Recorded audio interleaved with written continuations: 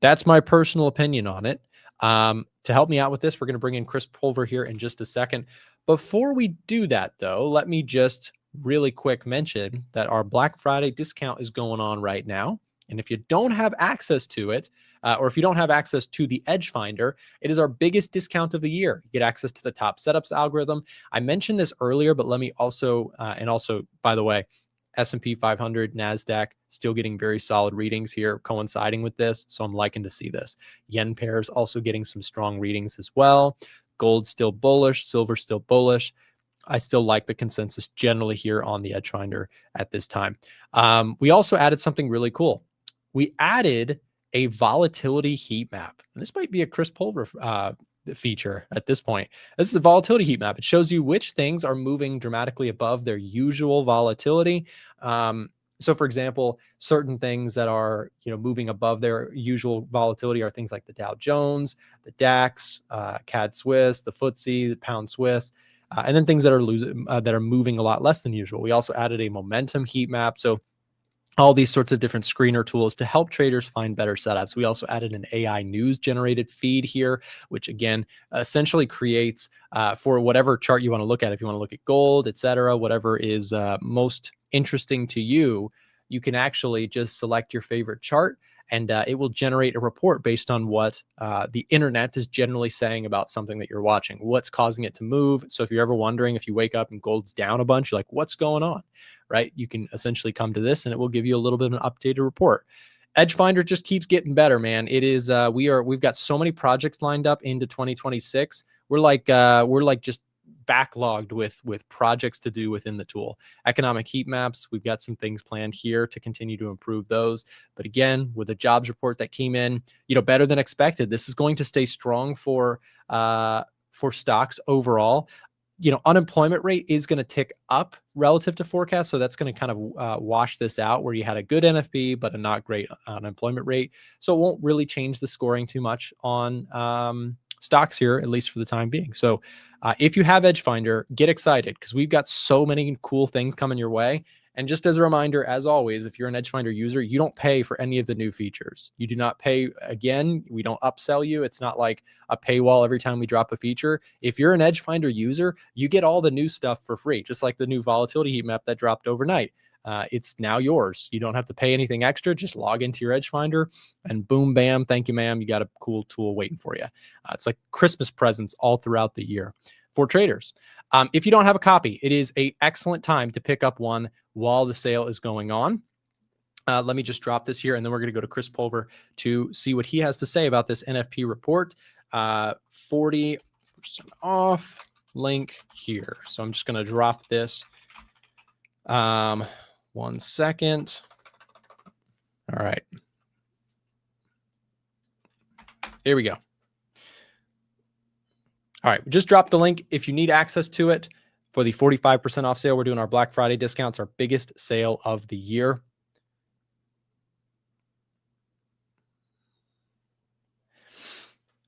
Okay, good to go. All right, we're going to bring in Chris Pulver here. Like I said, don't miss the chance to pick up a copy of Edge Finder at the lowest price all year long, or scan the QR code right below me here for those discounts. Available now for a limited time as we come into the Thanksgiving week. That will be ending pretty soon. Okay, let me bring in Chris here. I'm running the ship solo here, so give me just 1 second. I'm just going to switch this around and then hide this. Where's my banners here? Usually I have the producer behind the scenes, so I apologize for the light. What's up, Chris? Good morning. Chris, what's the verdict on this NFP? Is this I kind of explained it as not too hot, not too cold. Stocks seem to like it for now. Yeah, I think the market it got what it needed. I had a thumbnail yesterday that was NVIDIA must save the market, and that's kind of what happened yesterday with earnings. NVIDIA is up, so pretty much right what the broker was expecting. I calculated out based on earnings about a 10 to 10.50 move. We're up about $9 and change right now. So having some opening, a little bit of follow through. The pleasant surprise would be we go from 195 up to like 205 or 210. That'd be a pretty surprising follow through post earnings. But for right now, beat revenue, everything looked good top and bottom for NVIDIA. I mean, literally right after hours, the futures market was up over 1%. So it's hung to that. I mean, I saw like 1.1, 1.15 right after the close yesterday. And here we are looking at about 1.4, 1.5% this morning on the S&P. Yep. So we're due for a pretty meaningful gap to the upside this morning. And it's probably going to turn this week green. I think this allows the S&P, the NASDAQ to reclaim the 50-day moving average. I think this is a pretty big push to see if we can, get back into like intraday flows, positive gamma, and try to push things a little bit higher. So, yeah, I mean, NVIDIA kind of saves the market as far as non-farm payroll. Looks good for the most part. Obviously, the revision isn't great. I mean, we went from a what was the revision? 22K down to -4. We just printed 119 versus forecasted 53. I'm reading the Bloomberg calendar. So the revision obviously is like the big question mark next month, in addition to having another delayed, October print that's going to be in December. So I'm curious, like, when does non-farm actually catch up, where it's like last month's is now printing this month, right? So unemployment rate went up slightly to 4.4. Claims were down, job numbers were solid, but what it looked like it solidified is the pause in December. This jumped up from 66 to now 72. That's my takeaway from the non-farm numbers. Interesting. Fed's not going to do anything. Yeah, it jumped up a little bit more. That really, so that is that's very nuanced, Chris, because yields, at least a second ago, yields moving lower, and yet FedWatch tool may still be kind of saying not quite enough to change the votes towards rate cuts. Kind of interesting. So bond market is saying, well, it's kind of suggesting, well, actually now yields are bottoming out, at least. Yeah, yields look like they're unchanged. I'm looking at 10-year yields, they're pretty unchanged. Bond market. Unchanged. So let me ask you this, dude. Do you think this little poke above the 200-day moving average is a setup for a bond market head and shoulders trade? Now, this could be two things. One is, let me get my drawing tool up here. If this is in fact a head and shoulders pattern where you can see the neckline, if we break this neckline on TLT, be something like this. We break this neckline on TLT right in here. Is it possible that we are, and maybe this isn't done yet, but if we break this, is this a sign that more money goes back into equities, or is this a sign just take bonds versus yields, that yields go higher? I don't know which is better or worse for the market right now, but if bonds go down, I mean, maybe that's a rush back into equities. But if we see yields going higher, then we're right back in the same camp as 2024, which is Fed's cutting, yields going up. Take that into a new year. Fed's going to cut. I mean, it's still like there's still some iffiness with whether or not this market's going to make a full recovery. So NVIDIA for right now saves things. I think that's good. That's stable. Let's see where price action is today.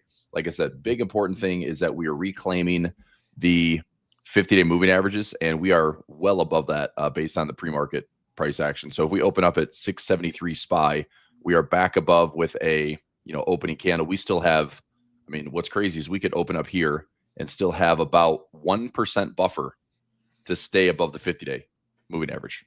Yeah. So I mean, definitely a nice, at least short-term bottom seems to be forming. We'll see if it can hold that ground and continue. But yeah, makes good sense. We're back above the 50-day moving average. It looks really solid. And just to follow up on your question about, bonds, TLT, et cetera. I still think that I think the chart to watch for me remains the dollar. True. I still think that 2025 has been pretty abysmal for the dollar, but I do think that now that we've bottomed out, some of the trade dynamic stuff of the world is behind us. I wouldn't be surprised if you did see some strength into 2026. It depends what happens, obviously, with the trade dynamic. If something worsens again, if something comes back into play, obviously that challenges that story once more. But when it comes to the dollar index, you still have above trend growth in the U.S. compared to other peers. You still have a central bank that is, back and forth on whether or not they, rate cuts are coming in, whereas other places have economies that are seeing no growth. The U.S. economy is still chugging along, and today's jobs report again brings more confidence to, at least for now, the jobs market's not cratering, it's not crashing. So I don't know. I feel like the dollar index may maintain its recent gains. At least maybe we chop around here for a while. I don't have a huge bullish outlook on the dollar, but I do think that given that trade dynamics could continue to cool off between major nations in 2026. If that happens, I do think that that is a strong tailwind for the dollar, just like it was a very strong tailwind for the or a headwind for the dollar when we had this giant down move, right? This down move was not, oh, we're going to cut rates. I mean, it was a little bit of that, but it was way more, oh, the Trump administration is completely rewriting trade, and other countries don't love it, and so they're selling dollar. They don't trust it.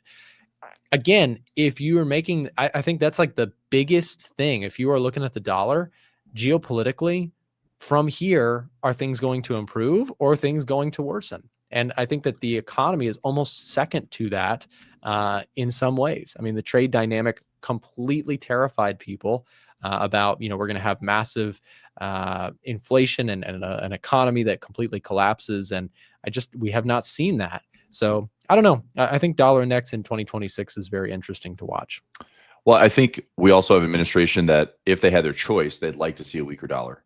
That's true. So, I mean, with Powell stepping down in 2026 and whoever comes in, I mean, I hate to say they're going to be, more aligned between Fed and administration, but I think as we talked about this week, like the first half of 2026 will be probably as strong as the Trump administration could possibly be, as far as like united front. This is our agenda. This is what we want to do. Big, beautiful bill, liquidity, Fed. Like, I mean, if Supreme Court doesn't rule out tariffs, like we have like a stacked administration that is like, what they say they're going to do is probably what they're going to try to do, because that's their window.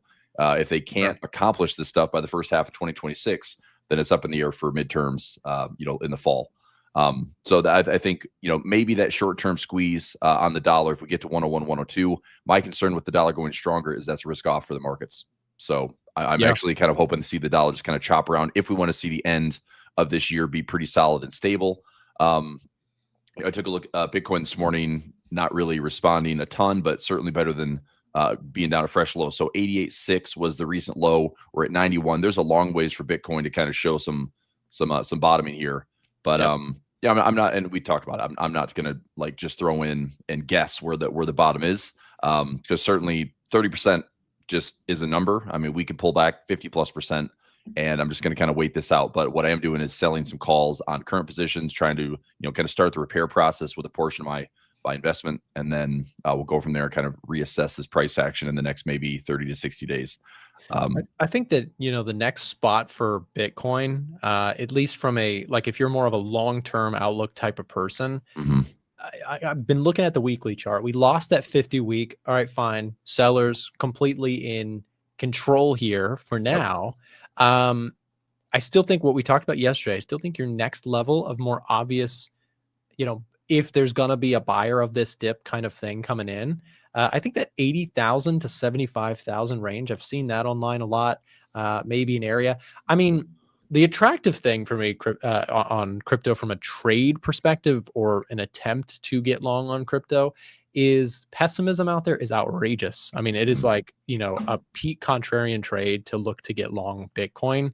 And so that's where I get attracted to that risk reward. That's the difficulty of it. It's like the trend is down, at least in the daily time frame, but still very long time frame. Like if you have enough conviction on it, and these are long-term levels of support that still kind of fall in line with the 100 and 200 weekly moving average. And I know that's definitely longer term than, we usually talk about on the videos, but, or the streams, but, something to think about.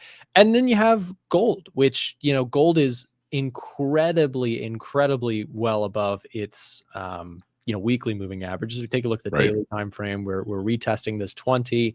I mean, I do think that there is still momentum in this chart, and I don't like to fight momentum. So, I am a fan of thinking that we could get some continued. Maybe we even go back and retest these highs. I'm not one to try and call a top in these sorts of uptrends. We've talked about that for years. I mean, neither are you. We both kind of wait for those dips, or, in my case, I'll trade this with a tight stop and just say, hey, if I can catch that rally, I may take that trade if I have the right fundamentals to back it. But I don't know. What are your thoughts on gold? Is it 2026 outlook for it? Yeah, well, we have to hit the 200-day moving average. first and foremost. Like, I'm really not in. I mean, I'm in. Like, I got back into GLD, SLV. I got back into CEF and PHYS. I put those in Pulver alerts. The 200-day moving average is like 540 bars since the last time we touched it. We haven't had a run that long since 2009, 2011. We stretched up over 600 bars at that time. And then it came cratering like 30% lower to hit the 200-day. You can see that right in here. Maybe a little bit easier if I zoom out. So last time it would have been, this is way back here, 09 to 11. Here we go. So this is the stretch from 09 to 2011. You can see that capitulation move. We had a like 25% move, I think, above the 200-day.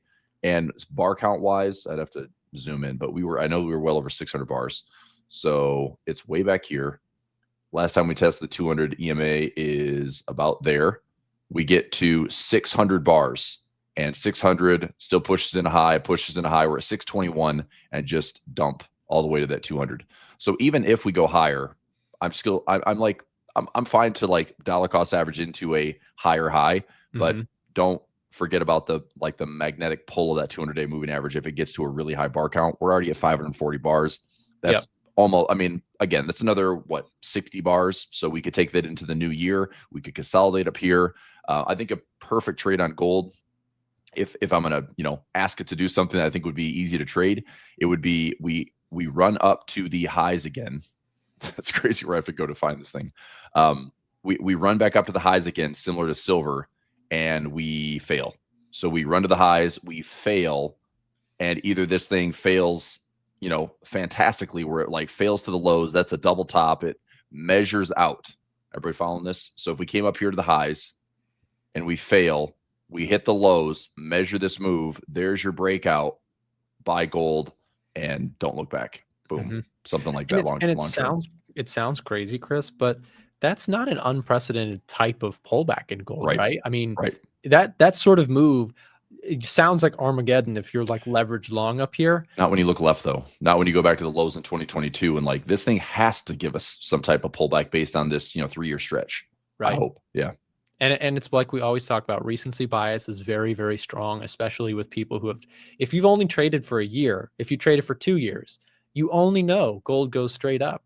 And so it's a dangerous, and it's not, I'm not making fun of that person. I'm just saying, hey, look, that's a reality. Same thing you could point out in my trading career. We've never had a stock market, bear market that's lasted longer than 2 years. I guess even really like a year and a half with 2022 is year and a half or so. So everybody, I'm not saying that as in like, oh, you just don't know any better, but I just say, do your back testing. Like if you trade gold, understand that if you go back in time and look in like, this is my favorite example is if you go back long enough, you go back to the 1970s, there was a 10, 15, 20-year period where gold didn't go anywhere.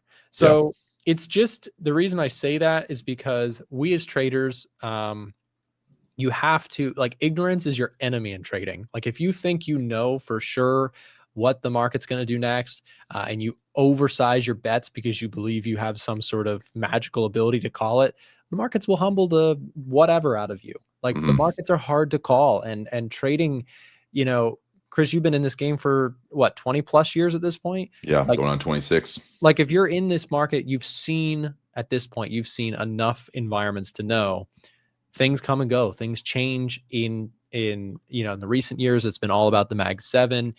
In the 2000s, it was all about dividend quality companies, like what seems like a never ending environment, like, oh, gold only goes up. It can change, and we have to be prepared for that. Yeah. And I also think that, like, you have to learn from your winners and losers kind of equally. It's obviously people think they have the right strategy. If you're making money, things seem great. Bull market geniuses are everywhere. At some point the market's going to de-risk, de-leverage. And the scary part now is at these all-time highs, like deleveraging could be 20, 30, 40%. And I mean, the scary part is it could wipe away like a decade worth of gains. So that's the weird part, is this market is designed. I mean, that's why the S&P is market cap weighted, NASDAQ market cap weighted. But even to maintain bull structure, we have like 20 to 30% slack. Like we could pull back 20, 30% and it's still technically a bull market based on the bigger picture. But man, it's so damaging to see this market like, and it's been a decade of this. I mean, if anybody has been trading for the last few years, let alone the last 10 years, all we've seen is bubbles and busts, and they're many bubbles. I mean, you talk about bubble, it's like, okay, .com is the reference bubble, but you talk about 2015. If you go to, the SPY or Qs, you talk about 2015, 2016 was dead sideways. We melted up into 2017 after the breakout. So 2016, 2017 into 2018, volatility event, broadening pattern for almost 2 years. COVID hit, big crash, all the way back up to highs, deleveraging in late 2020, or all of 2022 for 10 months. I mean, all we've seen is ups and then sharp downs, ups and sharp downs. I think if traders had to deal with another 2022, it's going to be brutal for most traders out there. I mean, if you just bought the dip through COVID, bought the dip through 2025, it's like, that's just how the market responds. It wasn't like this all the time. Right. These cycles are way faster. So, I get it. If you have dry powder and you have a horizon of, 5 or 10 years, you're probably going to be fine. But, as we say, it's if people are leveraged and overexposed, the market will make you pay dearly, and you'll have to ride it out. And it will, it'll make honest traders of everybody, whether you win or lose. There is no, like, the market's right. And you're either with it or you're not, When you're a kid and your mom says, don't touch the stove, it's hot, that will never actually teach you to not touch the stove. The only thing that will teach you not to touch the stove is touching the stove. Yeah. And that is leverage in trading. People who, employ a bunch of leverage, a bunch of margin, they spend, they think they're a genius in an up market because they're just leverage.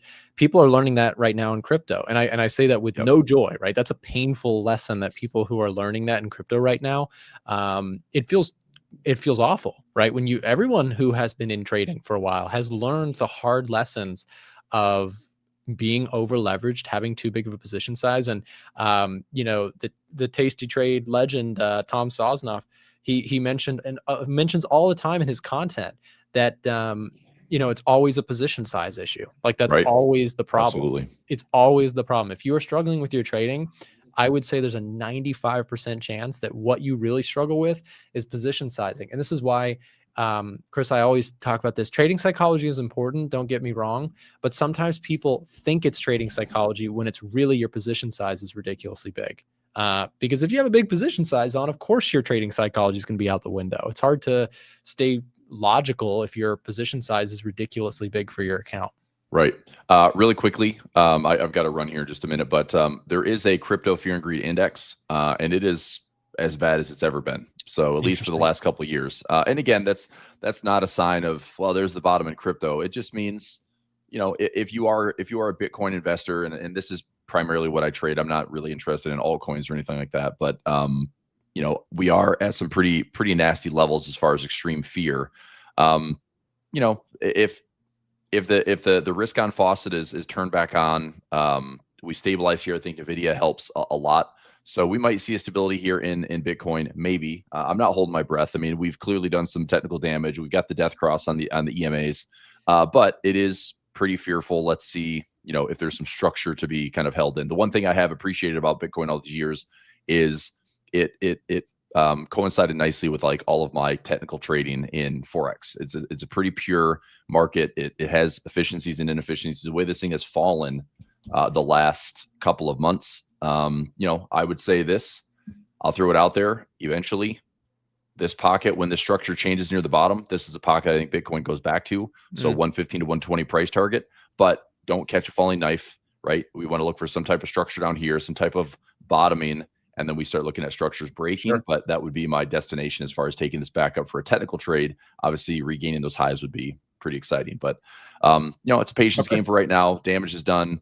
Lower your cost basis. Don't overexpose. I'm not adding a bunch more here at the lows outside of what's already been kind of allocated. I'll probably take another small stab at it if it's down to like 75K just because, but not much, like probably a fraction, 1% to throw back in there. Okay. But that's it. So I'll keep an eye on it. Sounds good. Chris, I know you got to run, so I'll kick you out of here, and we'll get the stream moving along. So cool. Thanks for joining on, and we'll see you next time, man. Sounds good. All right, guys, real quick, before we get, James is going to be on next here in just a second. Before he does that, let me just remind you guys, Quick, real recap of sentiment. S&P 500 put to call ratio went into bearish sentiment here recently. I find that to be really interesting because, again, we're just hovering right below it. We've got high levels of bearishness in this market at this time. People are still very worried. That is also confirmed when we look at the AAII investor sentiment survey that just dropped. People still very bearish. Again, I think that this leaves more upside in the stock market. I think it leaves upside in potential risk assets in general. I don't know where the bottom in Bitcoin is, but I'm also not, I would say it's a very hard short right now too. Like, I think the bigger picture is probably a buy in the, on the dip here on Bitcoin, but I don't know where that is, and I don't really buy and hold in crypto. So I'm looking for higher lows, higher highs. I'm looking for a change in structure like Chris, but I think Bitcoin has some upside at some point. I just don't know where. It could dump lower first and then bottom out, but I'm watching it. Crowd sentiment still very pessimistic. Keep an eye on your sentiment gauges. If you don't have these on your charts, you're missing a key piece of this puzzle. Part of the reason I think this market wants to rally is just to go against the crowd sentiment, which is very pessimistic. If you don't have access to our tools, don't miss your chance to pick up a copy of Edge Finder. We are currently doing our biggest sale of the year. It's our Black Friday discount. It gets everything that you see on the streams and videos, the tools that we build, 45% off for a very limited time. Also, if you need information about the price, if you need information about our payment plan options, here's how you can do so. Scan the QR code. We'll put it right below me in just a second, or click this link that's just been dropped in the chat to speak directly to a member of our support staff about getting access to Edge Finder before the sale ends. Again, it's our biggest discount of the year. Black Friday is next week. Don't miss it. If you've thought about it for a while, at least explore the product, see if it's right for you. There's more features than ever coming out in 2026. And I wish I could talk more about them, but I don't have any visuals to give you just yet. They're still being coded, but we got some incredible tools coming to Edge Finder, and they're yours for free if you're an existing Edge Finder user in 2026. Don't wait. The price is going to go up in 2026. So there's your chance to pick it up.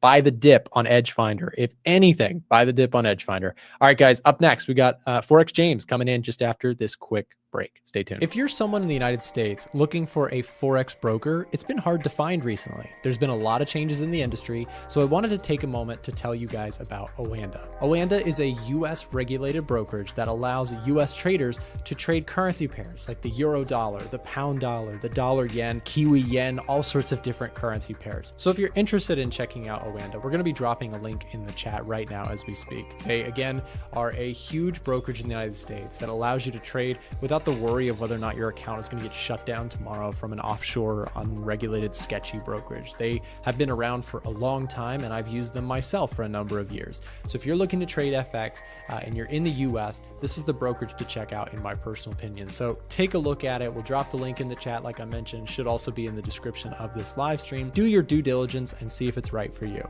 Now back to the show. Hello. Happy Thursday. Hope everyone's well. Not really any changes in the markets. We have got the dollar showing a little bit of rejection at the area we looked at yesterday. So we had US news come out. I'm sure Nick and Chris went over that with you, so I'm not going to repeat things. But overall, not a great reaction from the dollar. So what we discussed yesterday was basically sort of the key area that we're currently sat in here. So we've got the $100 key level. We've got the daily 200 moving average, and we've got this triple top, maybe even a quadruple top if you consider this as well. So we've got quite a lot of resistances in terms of price levels currently on the dollar. So it'll be interesting to see whether we can have that breakout that we've sort of been anticipating for quite a while, or if we're going to continue in this pretty much sideways range. Either is possible. So we still don't have the data really to drive a massive move in the dollar. We've obviously got the rate cut idea for December getting priced out of the markets, leading to some bullish sentiment on the dollar and bearish sentiment on the indices equities markets. But overall, not really much of interest, or really any interest going on just there.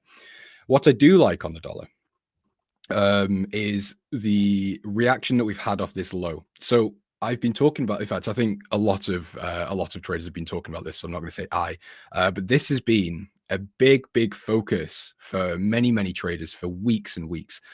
So we had the dollar basically come down to this low, have a bit of a rejection, and that was a bit, I don't want to say bull trap, but it did kind of seem that way. It induced a lot of buyers.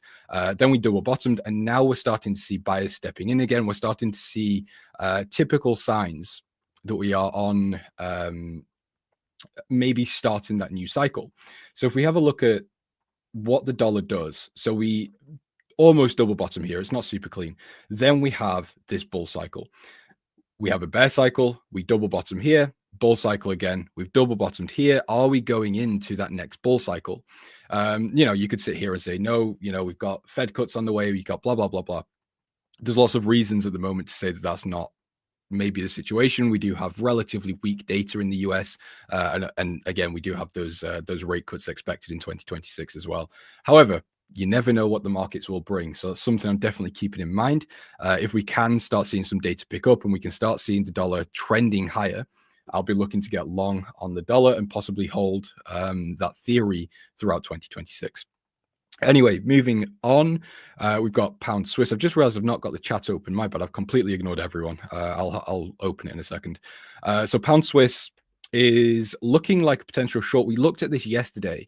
Now my entry wasn't actually the entry was met, but it was blown through, so I didn't take the position. Luckily, so I was looking at this fib level here at the 0.618 and the 0.5.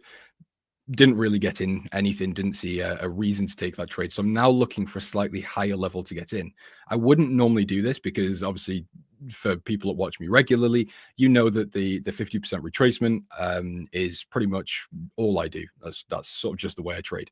The reason I would be looking to invalidate that or to sort of sway away from that in this trade specifically is because I've got the longer term sort of bearish sterling thesis. And mainly, this trend is extremely aggressively to the downside. I mean, if you go into the weekly time frame, this has been a trendy or bearish trending market really since 2021. We've obviously had tariff news come out of Switzerland, so there's some things there to sort of back up this trade. And of course, we do have the pound Swiss reading bearish on the edge finder. So I think pound Swiss could be a nice one. Pound CAD obviously is the standout though. Okay, now finished that. Let me have a quick look at the chat. I do apologize. Hello everyone. It's good to see you all. Sluggy, Bashy, Shulls, Ball Out, of course. Ball Out's here. Good to see you guys. Hope you're all well. Anyway, pound CAD. So pound CAD is really good, but it's really frustrating as well because as we just looked at, we've got a really good reading on the edge finder for a short play. So that's obviously where we're leaning, or where I'm leaning, I should say. Technicals look okay right here. Missed the entry right here. Didn't take the entry. Wasn't paying attention. However, this market at the moment is very, very range bound. Now, someone said, yes, I said it was range bound yesterday. Someone disagreed. It depends what time frame you're looking on. Obviously, at the time we were looking at this move here. To me, it's still in a range. So I'm considering this a range bound market because we're not really doing anything within this zone here. So I'm waiting to see if we can have one final push to this 0.5 level, meet the 200 moving average, and then I will look to execute shorts. But again, as I mentioned yesterday, I think I might be expecting a bit much or being a bit greedy because the problem is this would have been the perfect entry because obviously it was within the fib, rejected this 0.618, came into this level of previous structure, obviously break and retest.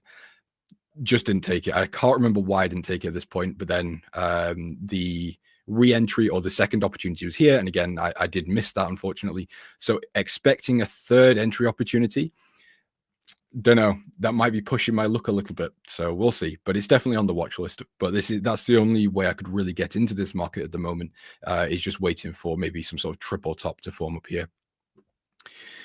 Bashi says we're good. That's good to hear, Bashi. Where's Lee? I don't know. I've not seen Lee in here for a while, actually. I hope he's all right. DXY trending on the 15 second. There you go, Josh. We got some expert analysis in here.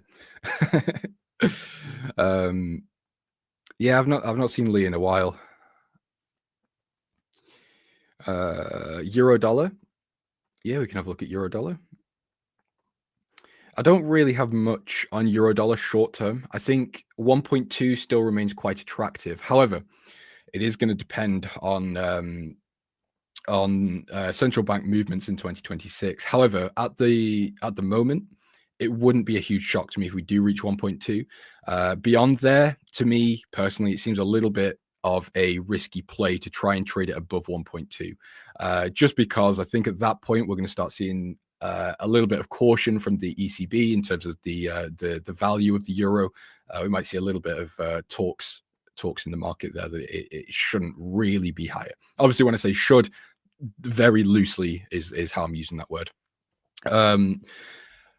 However, something I mentioned a few weeks ago, it might be maybe 2 or 3 weeks ago, is this sort of fib level I'm still watching on euro dollar.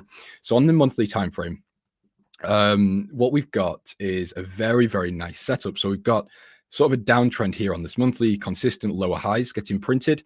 The moving averages are still bearish. Doesn't mean too much in this market or on this time frame in this market right now, but bearish moving averages, which is nice. And this market has just rejected the 50% retracement level really, really nicely actually here.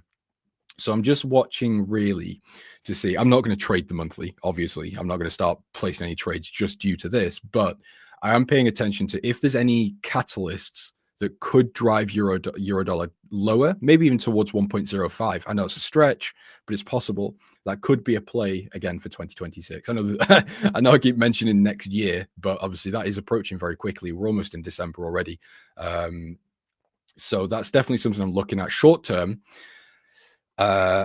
Short term, to be honest, bearish play. So short positions make sense. Again, we've got these lower highs getting printed. We're in a bearish trend. I suppose one thing to pay attention to is this low, or is this forming a higher low? And we're going to see this trend change. That's definitely possible. However, for now, the way things are, I would be looking to short on the next pullback to this 200 moving average and look for this trend to just continue. But beyond that, there's not really much else on my mind for euro dollar. I know I kind of gave you two different ideas there, long and short, but the short play is obviously short term, and then the long play could be next year. To be honest, I don't want that to happen. I would really like the dollar to continue higher, start running towards 110. You know, who knows? Who knows what's going to happen? Thought you were dollar bullish. I am dollar bullish, yes. The 1.2 target comes from a few different things. It comes from the ECB verbally spoke about 1.2 maybe 3, 4, 5 weeks ago or so, maybe even a bit longer. They spoke about 1.2. We've also got ING's 2026 targets. I'm not going to pull them up, but I showed them on stream a few days ago, I think. So ING's targets are the ones I've marked up. So basically what ING are expecting is higher on every quarter. So Q1 2026, I think they wanted 1.2, or they were looking at 1.2. Q2 was 1.22, Q3, so on, so on, so on. So these targets are from that. That's where I've derived them from for you. Can I check lean hogs? Absolutely not.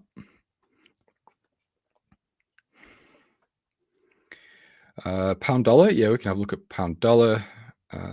Australian US dollar, okay. Who's Charlie? What's going on here?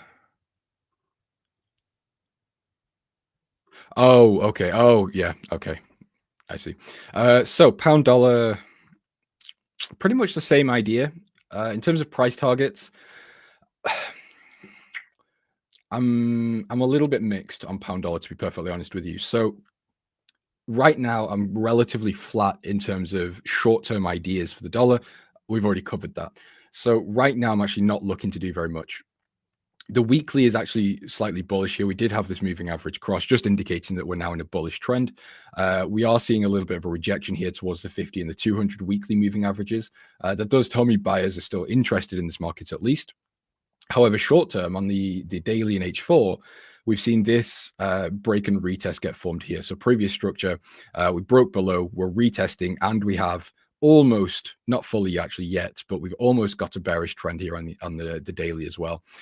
So that does put me in a little bit of a mixed situation. We've got the weekly bullish and we've got the daily and H4 bearish, or at least starting to look bearish. Now, in terms of longer term targets, you guys should have watched the 2026 webinar because we spoke about pound dollar and my sort of longer term ideas. But I think pound dollar 2026, at least the first half, could be quite bearish, and that's basically banking on the idea that the Bank of England is going to cut before the Fed, and we've got structural problems within the UK. We spoke about that again on the webinar and yesterday, so I'm not going to go through it all again today. But yeah, pound dollar wouldn't surprise me if we end up seeing it towards 1.22. Not quickly, but maybe quicker than what you might expect, especially if we start getting those catalysts, which could be things like lower inflation in the UK or signs for the Fed to slow down on rate cuts in 2026, those types of things. Thoughts on Australian US dollar? I'll be perfectly honest with you. I have absolutely no idea what's going on in Australia right now. So let me just take a quick look. Just bear with me for 1 second so I can give you something accurate. So the RBA is currently neutral to hawkish. Let's just see what the edge finder is saying. No immediate readings. We've got Aussie yen reading bullish. I think that's more derived really from the yen weakness, as we see New Zealand yen, CAD yen, Euro yen as well, dollar yen. So it doesn't seem like there's really much going on. I think I would lean towards being a buyer of the Aussie though. Hold on, let me refresh. We're missing the circles. Yeah, I think, to be honest with you, just from the little research I have done on the Australian dollar, I would be a short-term buyer, long-term seller. So short term, I think we could see some sort of pop in Aussie dollar. And that is actually, sorry, I'm getting my times mixed up a little bit here. So what we need to account for is the Fed expected to hold rates in December. So we could see slightly lower trend or a slightly lower trend. Once we get slightly more towards 2026, and if we do see some more dovish comments from the Fed, such as, more clear signs that we are going to get those rate cuts in 26, then we could start seeing some bullish movements if we get the RBA to stay hawkish as well. That would just give us a bank divergence.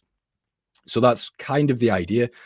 Maybe some short-term low-risk positions to the downside, and then picking up some maybe later towards 2026. It does pain me to say that. I know I said this before, but I am a dollar bull.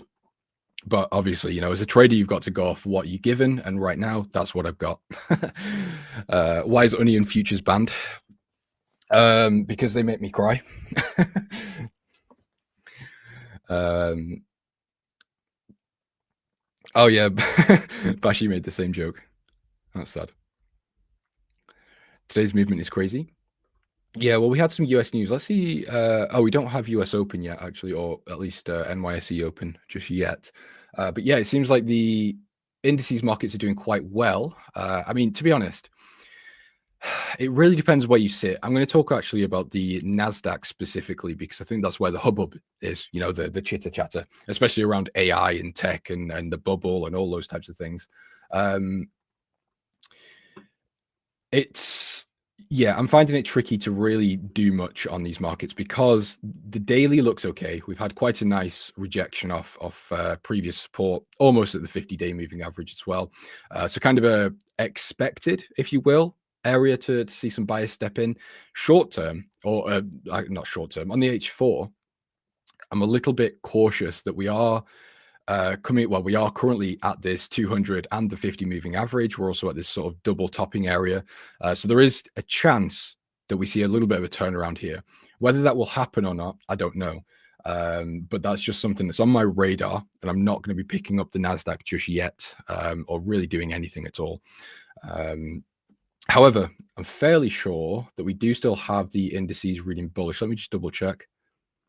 Actually, we don't. It's only NASDAQ on here with a score of 6. So to be honest, that's kind of confirmed it. I've got no interest in buying the NASDAQ right now, because the S&P, I think the Russell was up there as well with the Dow. They've all fallen off. It's just the NASDAQ remaining, and its score is lowered now. So yeah, no interest from me just yet. I'm not Marco, but I'll answer your question. If you think euro dollar can reach to 1.2, how come you are bullish on the dollar? I mean, that's a fair question. So as I said, the euro dollar targets of 1.2 aren't actually my targets. They're from ING. So they gave us a report basically listing out their price targets for 2026 on the majors. So euro dollar, these are their price targets. Q1, they are expecting 1.2. In Q2, they're expecting 1.22. In Q3, I think they're expecting 1.23, and basically so on. So that's where those targets have come from. Obviously, I'm not going to try and puff up my chest in any way. They've got whole research team. They're much more knowledgeable than I am, I'm sure. So I'm not just going to completely ignore them. However, yes, personally, I am bullish on the dollar, but that's mainly just because I think it's a little bit of a tricky job to really bet against the dollar. Obviously, this year, that idea has played out fantastically well. But overall, generally speaking, as sort of a blanket statement, betting against the dollar, betting against the US has been a very difficult thing to do. I mean, look at the S&P, look at the NASDAQ, look at the dollar. So yeah, I don't really like to take a bearish dollar approach unless the data is overwhelmingly bearish. So that hopefully clears that up for you. BOJ intervention? I don't know.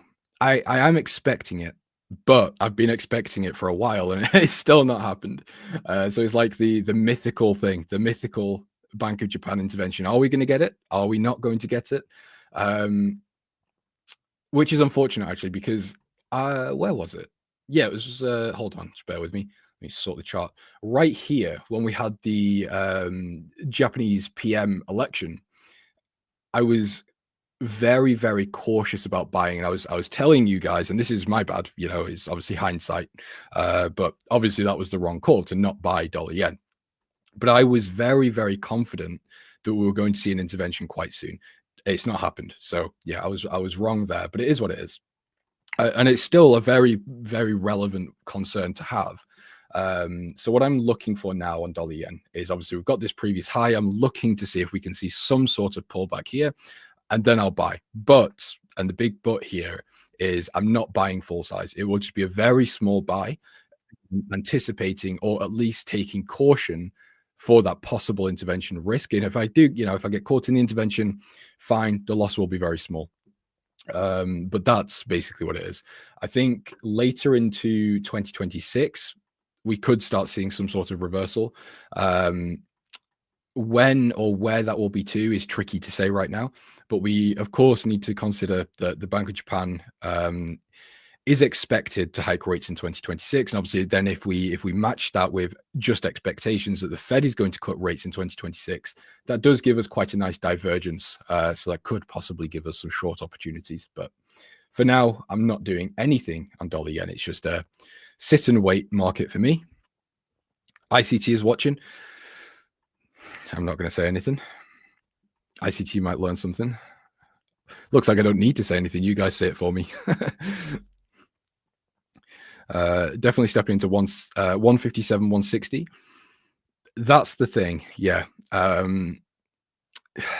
Yeah, it's,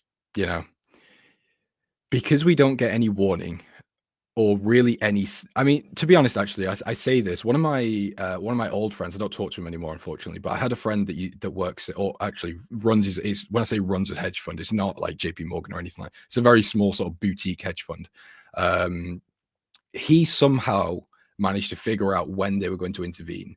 I think it was last summer or towards last year, somewhere like that. And basically what he did was looked for the US holiday, and it was a catalyst trade based on some Japanese data. I can't remember what it was exactly at this point. But yeah, there are what I'm trying to say is there are small sort of breadcrumbs you could pick up to try and basically guess when it's going to happen. But of course, we don't get that sort of, we don't get a tweet saying we're going to intervene in 10 minutes, guys, close your longs. It just happens and you've got to deal with it. So yeah, it's a risk I'm taking caution of, but what can you do?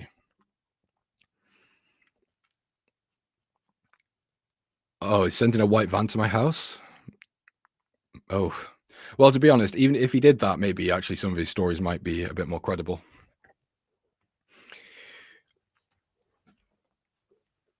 Yeah, Bash, that's why I don't use Twitter anymore.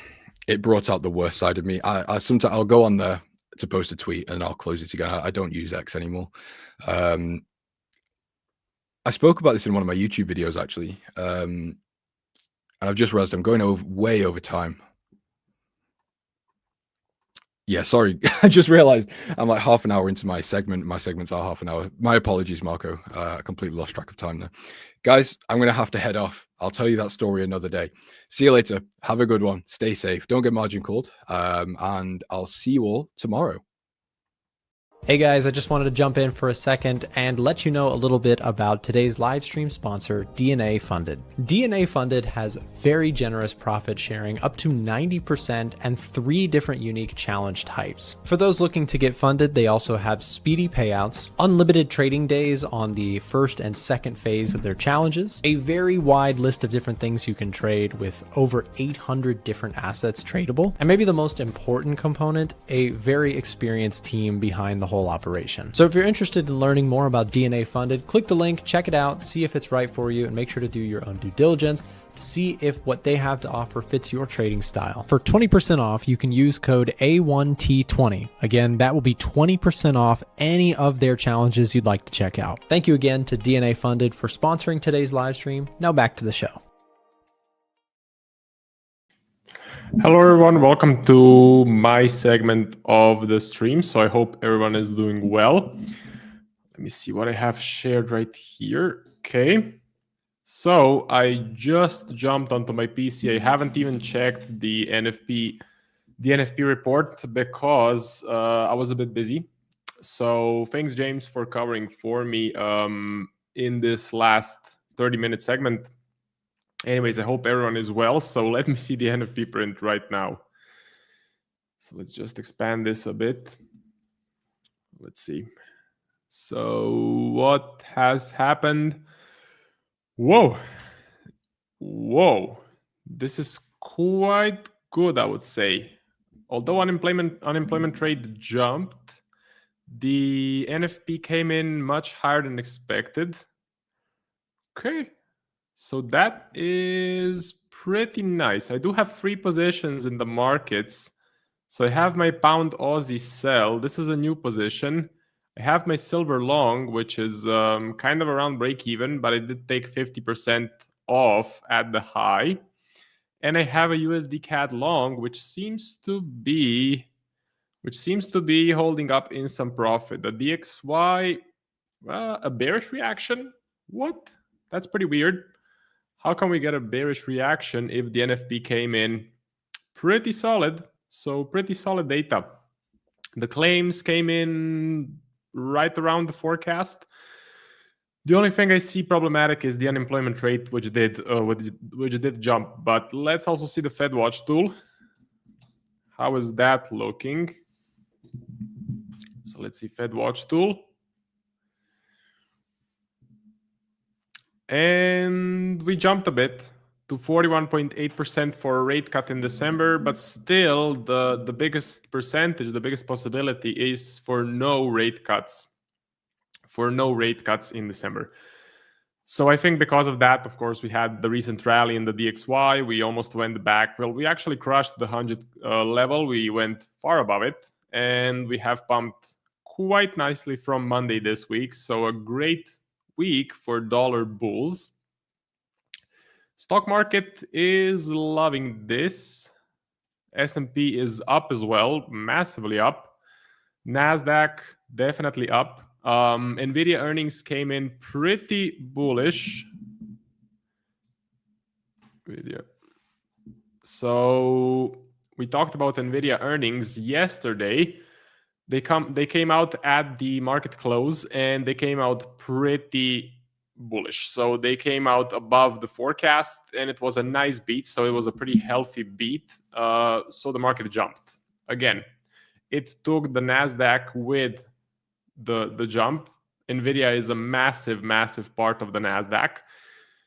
It also may have added some confidence into the AI story. If you have been following my streams for a while now, you would know that I'm kind of worried that the AI narrative has slowed down a little bit, so that AI is no longer the main driver, or that AI is becoming sort of a bearish driver, meaning people are starting to ask questions. What will we do with all of this with all of these investments? How will we pay off the debt? What will be the ROI, so return on investment, for this AI story? Well, the recent NVIDIA earnings must have given the markets some confidence, and the Nasdaq is rebounding quite healthy.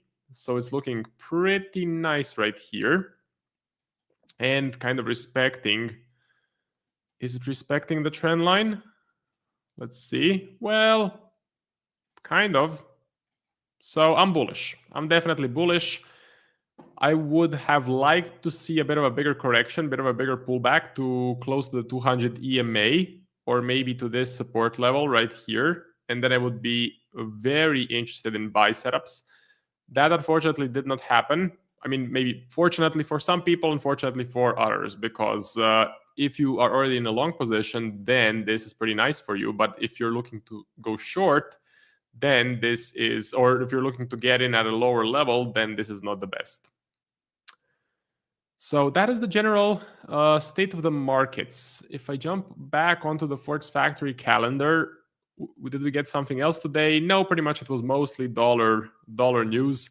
So the NFP. And as I told you, the main thing that I'm watching for this week is the NFP number.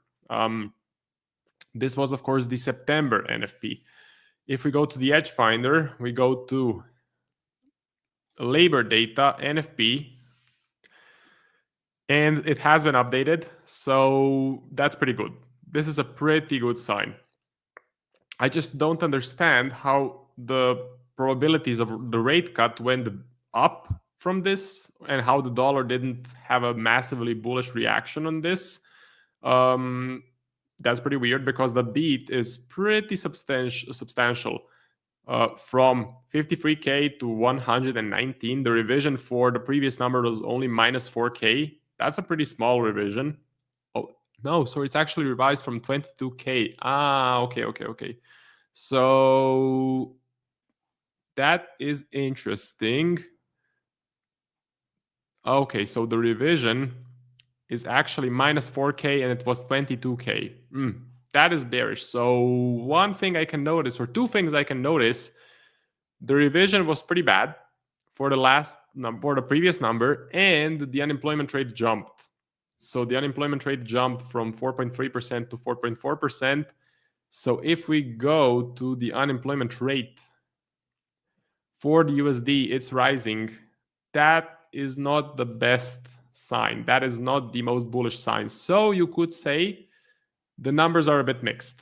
There is some bullish segments, there is some bearish segments. Overall, looks like they're mostly neutral, since the DXY mostly stays flat on this news. I mean, it did sell off on it.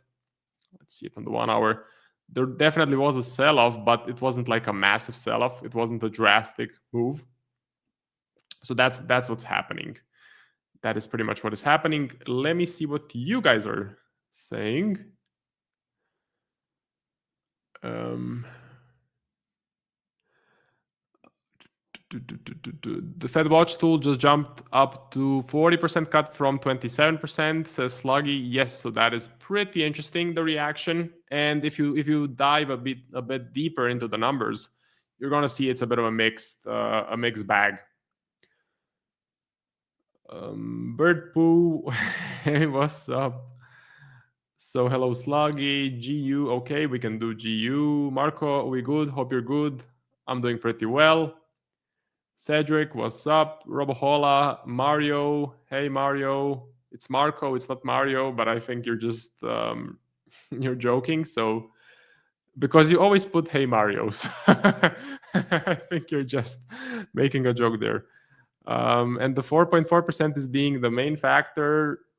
What are the long-term targets for pound Aussie? Yeah, that's a new position I have, which I am gonna go over a bit later. CME is still moving around a lot. NVIDIA earnings saved us, possibly. So Bird Poo has a good point. NVIDIA earnings pretty much make the bulk of this move to the upside on the Nasdaq, if I'm being honest. And it definitely added confidence back into the artificial intelligence story. I would agree with that. And also, this is not such a reliable tool. It changes every day pretty much. So it's pretty, you cannot rely on this to tell you exactly if there will be a rate cut in December or not. This is just the market pricing in the rate cut. So it is just people betting on something happening. It's pretty similar to what you can see on Poly Market, like will Trump fire Powell before 2025? That was one of the polls. Like, will Trump fire Powell before the end of this year? And no one knows. No one knows, but people do place bets. People love to bet. So this is not the whole story. If it's in extremes, 90 or 10%, yes, it could be a good indicator. But then again, this number was 90% at one point. So there was like a 90% guarantee of a rate cut in December. And guess what? The Fed doesn't even know if they will cut in December or not. They still have some time to decide. So am I watching this data? Of course I am. But my advice, don't take this data as something set in stone. It is not this indicator that is going to tell you for sure what is going to happen. It is just the market sentiment. It's great for seeing the market sentiment. So what do the investors think? What do traders think? Currently, they think that there is not going to be a rate cut. They used to think that there was going to be a definite like 90% rate cut or 90% chance of a cut. Tomorrow, there's lots of news, so maybe that'll help. Let's see. Friday, yes. Okay, quite a lot of stuff. We have some dollar stuff. Interesting. But I would say the most important number, of course, was the NFP number. If you're wondering when will October NFP come, so we're still missing October NFP. The BLS, Bureau of Labor Statistics, they said that they are going to pause that release and they're going to release it once they are ready, but they cannot give us an exact date. That is at least what I got from my research. Maybe someone has some different information. From what I know, no one knows yet when the October NFP will be released. Hey, Marco, how are you? Hey, Joshua, I'm doing pretty well. How are you doing?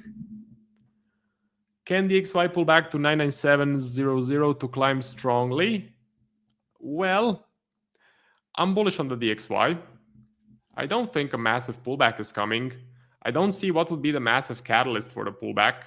Like, I know what was the catalyst for this sell-off, but what would be the catalyst for the DXY to go to 97? I personally don't see it. I think the path of least resistance is to the upside. Technical analysis looks pretty bullish. We seem to be respecting the trend line. So yeah, looks pretty healthy, looks pretty good. I was very impressed with your ChatGPT performance, so I decided to test it myself. I started yesterday, and so far it's 2 for 2, but it's still on demo. Oh, that's awesome. So good luck with the testing. I can show you my results right now. I have it open here. So this is it. For anyone that doesn't know, I'm getting daily ChatGPT trading signals, and one trade on the S&P, one trade on a major currency pair of ChatGPT's choice, and then I put those trades into a DNA funded challenge, a 50K challenge. This is the equity. I have started this from September, but the whole experiments I started from June. So from June to now, ChatGPT is up around 27%, while this particular account is up plus 3%. Okay, that's pretty good. That's okay. I have had some drawdown recently. Current trade open is a sell on the S&P. For some reason, ChatGPT decided to sell the S&P. Pretty interesting decision. We will see if it will actually pay off. I don't think it will. I think right now we're actually pretty bullish. But of course, I cannot intervene. So I have to blindly follow the signals. And by the way, if you're looking to get funded, if you're looking to get a funded challenge, expand your trading capital, because that is one of the biggest issues for retail traders, check out DNA Funded. So DNA Funded is a reliable prop firm ran by professionals. It's not just some kid in a basement driving Lambos and Ferraris. So it's actual business people or people in finance. It's a big broker behind it, basically. And with our discount code, which is A1 Live, so A1 Live, you get 25 25% off any challenge on DNA funded with this code, right? So 25% off any of their challenges. It is the cheapest reliable prop firm in the game. It's not the only reliable prop firm, but with our discount, it is the best price, I would say. One thing I also love about it is Trade Locker. So DNA Funded exclusively uses Trade Locker, which in my opinion is the best software, execution software in the game. Why? Because it has a built-in risk calculator. So you don't have to use this or this, which is just takes so much time and it's so boring to use. So you just use the built-in calculator and you save yourself a lot of time. Okay. And good luck, Joshua, with your challenge. I did test Grok, which is another artificial intelligence software, and Grok absolutely bombed. So Grok had like -8% drawdown, and that just, it is not good. Gold, sure, we're gonna do gold. We're gonna do silver, Bitcoin. That's a pretty cool jacket, Marco. Thank you, Sluggy. I didn't have time to change into something more suitable for streaming because I was in a hurry. But this is the Adidas tracksuit. So I hope you like it. Hi, Mario. What is up, Loki? Loki. What's up, Loki? Star Trek vibes. Yeah, that Adidas jacket is cool. I'm glad you like it. Is it okay we call him Mario now? You can call me Mario. I don't mind. It's a cool name. Your thoughts on Aussie CAD? Okay, we can cover Aussie CAD. Got PMIs tomorrow. That'll help paint the picture. 90 turned into 205 really fast. 90 turned into 20 real fast. Yes. Although, what are you talking about? Are you talking about the Fed Watch tool? I'm not sure. NZD CAD, GJ. Do you still trade with DarwinX? Yes, I do. Balkan Stereotype. Of course, all people from Balkan, we have an Adidas tracksuit, and Adidas needs to hire you as an ambassador. They should. I already have 3 tracksuits like this. They're just different color. Bashi says, worst of the top 10 prop firms. I don't agree with you. I've tried a lot of prop firms, and DNA, in my opinion, is pretty good. I had an issue with a bad fill. I reached out to support. I did wait quite a while, a few days, but once they got back to me, they refunded $150 into my account. So we got that resolved pretty, I would say, efficiently in the end. While most prop firms will just completely ignore your inquiries. So we had some requests. Let's see. Let me first run through the watch list. So I have 4 things that I'm watching: NASDAQ, Pound Aussie, Silver, and USD CAD. For the NASDAQ, I'm not calling for a crash. I'm calling for a pullback. Or I was calling for a pullback. Now, I don't think so. It's going to happen. Now it looks to be bullish. So I was looking at the 200 EMA, which was right there. I was looking at 2400 and possibly 2300 as some levels of support where I would like to get in on a nice buy setup. Looks like we're not going to reach that. So NVIDIA earnings really crushed. We got some good employment data. I don't think no rate cut in December is that important. I think even if we don't get a rate cut in December, I think this can pretty easily go up. You have to think about the Santa rally. You have to think about the seasonality. See, S&P November and December, crushing performance. NASDAQ, November and December, massive performance. So this is the Santa rally. This is what happens at the end of the year.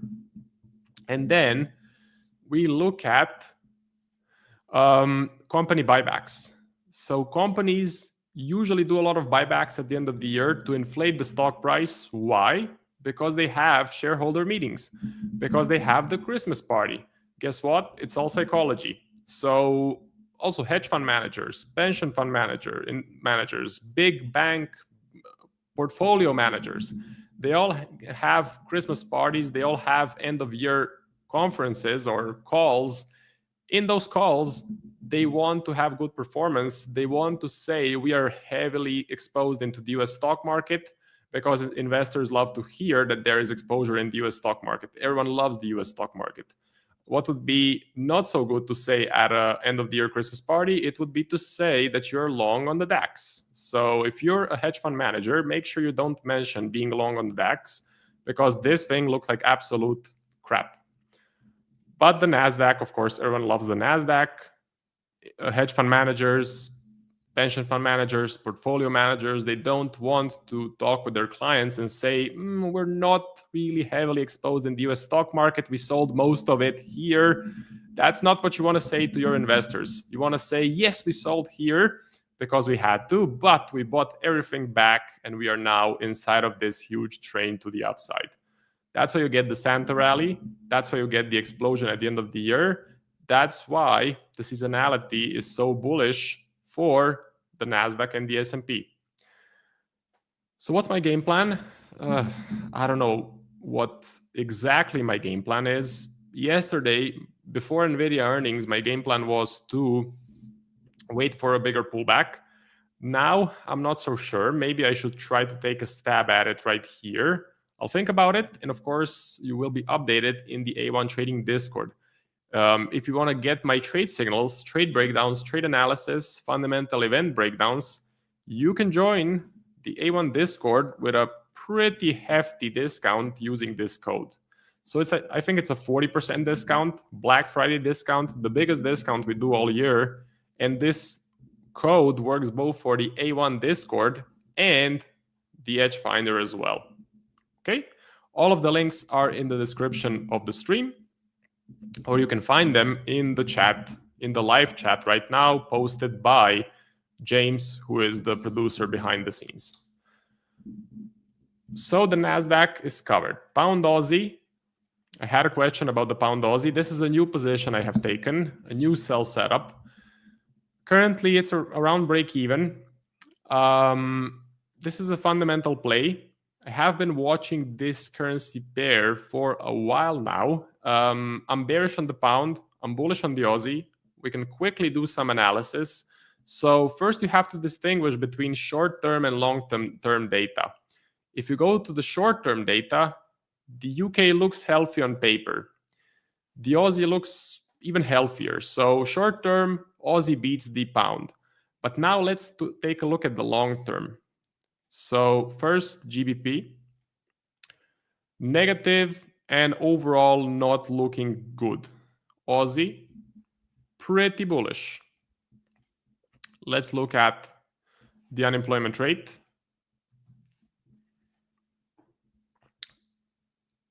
Rising and 5% for the Aussie. Last number is 4.3%. Overall, I would say it is not rising that much. So inflation we can look at as well. Aussie has better inflation. So there is more room for the Australian central bank. See, the inflation in the UK is really bad, while in Australia, it's not so bad. 3.2%, that is the recent spike, but I would say it's okay. And this could lead to the Bank of Australia to be more hawkish, which is bullish for the currency, while the Bank of England, they basically can't afford to get more hawkish because they're going to hurt the GDP and the unemployment even more. Main problem with the UK is the GDP. Just, it doesn't look good at all. One more thing, the Aussie is heavily connected to the metals market. 30% of Australia's exports come from or are metals and mining. Metals have done great in 2025, which should have helped with the price of the Aussie. I'm bullish on the metals. I'm long silver. I think gold looks bullish as well overall. So I'm kind of bullish on the Aussie because I'm bullish on the metals. Also, Aussie is a very risk-on currency. Aussie is very much connected with a risk-on sentiment. And if you were watching Aussie yen yesterday, you would notice that when NVIDIA dropped its crazy earnings or great earnings, Aussie yen shot up because NASDAQ shot up because it's a risk-on environment. So Aussie is pretty much a risk-on currency. That's why I love this trade. Technical analysis is good as well. We are below the 20 MA. If you zoom out, I would say we are in a downtrend. I would say we have produced a break and retest position. We broke the low, retested it, possibly ready for the next drop. If you look at what is the support level where we could get some problems, I would say it's here. Yeah, or actually maybe in this cluster as well. But still, there is some room for us to go down. So at least we can clear my stop loss and be in a healthy position away from my stop loss. So these are some support levels where we could struggle, but I would say still a pretty good trade, positive reward to risk, tight stop loss, 166 pips, and this was a signal in the A1 Discord. Silver and gold. I'm bullish. I'm in a position on silver. I think this goes up. I think the general environment is still high inflation. US government has reopened.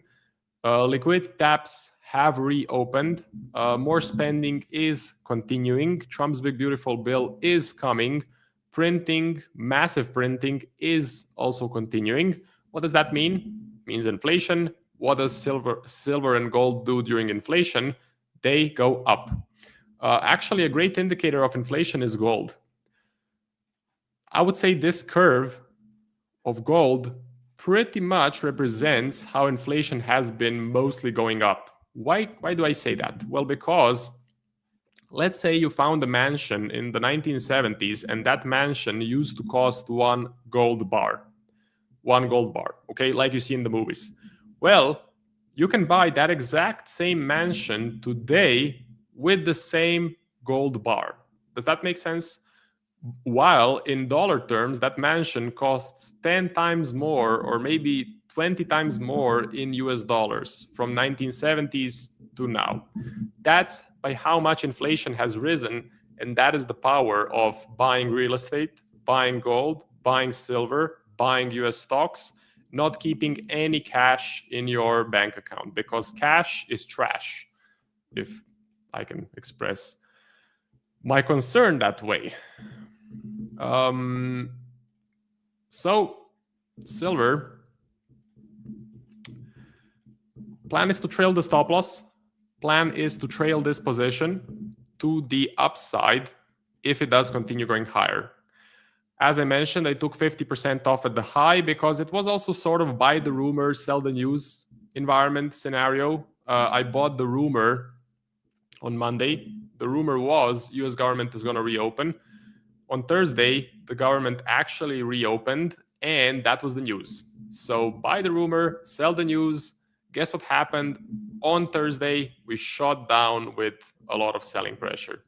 So that is how that sort of a trading edge works. But I'm keeping 50% in just to take advantage of any possible uptrend in silver in the future.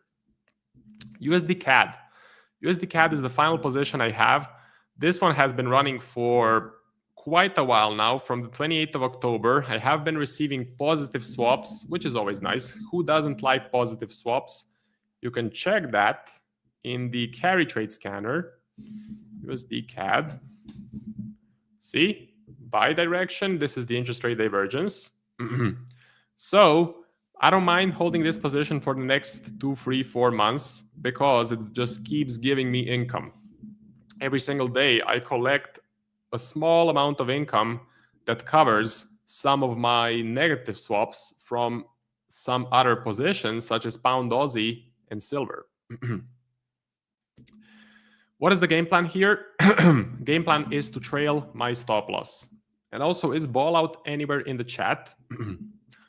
Ballout has been calling for DXY to 95, while the DXY went to 101, almost, or 100.5. So I'm pretty bullish on the dollar. I think the dollar has more upside. I think this trend line holds. I believe the Fed is going to be more hawkish than people expect. It happened on the 17th of September. It happened on the 29th of October. Trend is telling us that the Fed is more hawkish than people expect. And also, we had a rate cut both times, and the dollar went up. How does that make sense? That should be bearish for the dollar, and then the dollar goes up.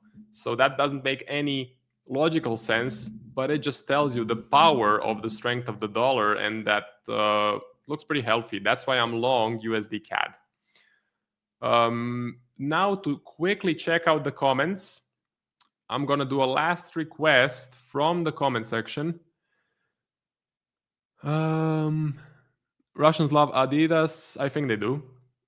If they can buy it there, if there's no like ban of Adidas because of the war. DNA has a consistency rule. Yes, if you with the payouts. I think I know what you're talking about. That is correct. Yes, profits exceeding the 40% daily limit will be deducted from the payout request, but the account will not be breached or disqualified. Yes, there is a limit how much you can make per day. Not the best rule, I have to admit, but if you look at all of the advantages and disadvantages, I still like DNA. Okay, let's see. Why is it called the Santa Rally? Because it usually happens in November and December when it's Christmas and when there is massive spending going on around the world. Do you have the matching gold chains to go with the tracksuit? No, I'm saving up for those. Okay, goodbye, Bashi. Thanks for joining. Goodbye, Mario. NAS 100. Well, I already covered NAS 100. I'm going to do GBPUSD as the final currency pair. So, GBPUSD looks pretty bearish. You already know I'm pretty bearish on the pound. I'm bullish on the dollar. This is not such a bad play.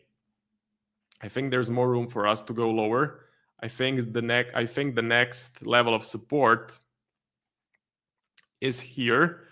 And if you get in on a nice sell setup, we could go down. So fundamentally, pound dollar looks, or cable house, some people like to call it, it looks pretty bearish. What does the edge finder say? Neutral. Yeah, the reason I'm not trading it because I think there's better opportunities out there. For example, pound Aussie. I think that's a bit better. And I'm already long the dollar. And for this one, I'm already short the pound. I don't want too much exposure, so I'm not looking for an extra position like selling pound dollar. And also the edge finder is neutral, so if this was bearish, I maybe would have reconsidered my decision. That is it for my segment. Thank you guys very much for watching. DNA funded. Code is A1 Alive. Make sure you guys take advantage of the discount, 25% off. We finally got the NFP. Watch out for the October NFP print. All of the updates will be in the A1 Discord, and I will see you tomorrow in the next stream. So thank you. See you.